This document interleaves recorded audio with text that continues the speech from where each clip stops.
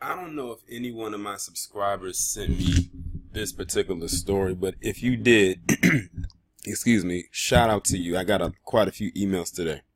But I felt compelled to do a story about this because I've heard about this company Monsanto before, and I've heard mostly bad things about it. Like, I rarely heard anything good come out of this company at all from the things that I've heard. Now, I actually heard about this story. It was in passing on a news station, and all it said was, it said weed killer verdict or something like that. And when I read it kind of differently. I thought it was talking about weed killer or someone got killed over some weed, and it happened to have this guy in the picture. Well, not in the this guy's picture right here. He was in a video. He was in a courtroom. But one thing that stuck out, and I don't know what this is, but one thing that stuck out to me was I was looking at him sit there in the courtroom, and I noticed his face and his hands. Like, his face looked like it was like his skin was deteriorating, and his hands looked like they were deteriorating. It looked like he had a bad case of vitiligo, or he was going through the stages of it. But it turns out that this man by the name of Dewayne Johnson, who was a former school groundskeeper, ended up contracting terminal cancer due to the Roundup, which is a weed killer that is used, to kill weed, like bad weeds, in a garden or any kind of bush or something like that.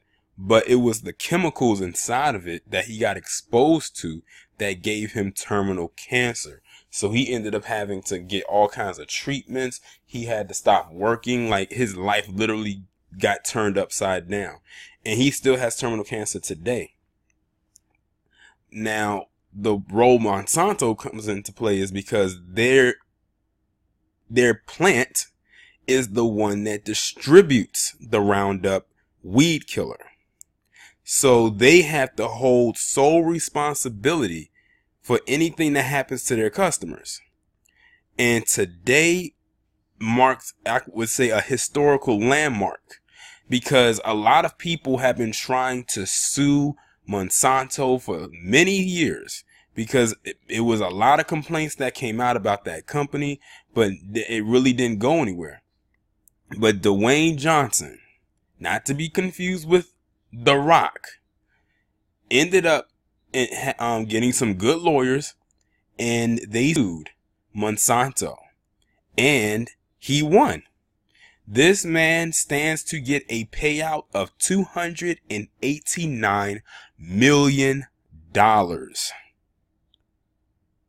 due to catching terminal cancer from a chemical that was found in the Roundup weed killer. Something that should have been killing ragweed ended up damn near killing him, unfortunately.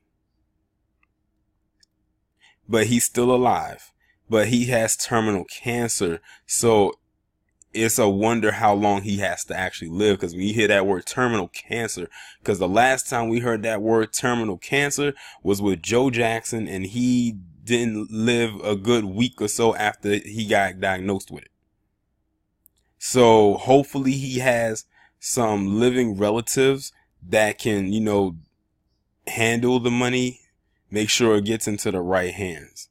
It's unfortunate he won't be able to really enjoy the money, but at the end of the day, him winning that lawsuit, or, the claim against Monsanto, is a historical one, because I don't think anybody has gone up against them and actually forced their hand into, forced them to crowbar open their wallet and make a big payout like that. So now that this has actually happened, hopefully more people will take this more seriously, or not buy any product that has the Monsanto stamp on it. That's why it's also very important that you read your labels on anything, whether it's something used for gardening or especially down to your food, because you never know what they're going to put inside of it.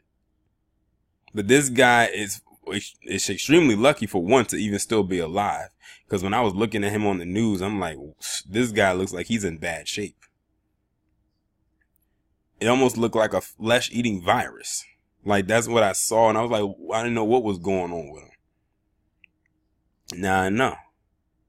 So one thing that they're most likely going to end up doing is they're going to have to pull the Roundup weed killer off of the shelves. They're going to have to do a serious recall, and they're going to have to cancel the selling of all of those products. And they're going to have to do it like today, like before this day is over.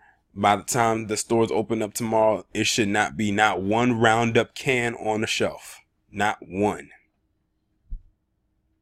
But y'all let me know what you think about this story down in the comments. Like, share, subscribe. The links to the PayPal and Patreon are down below. I will talk to you in the next one.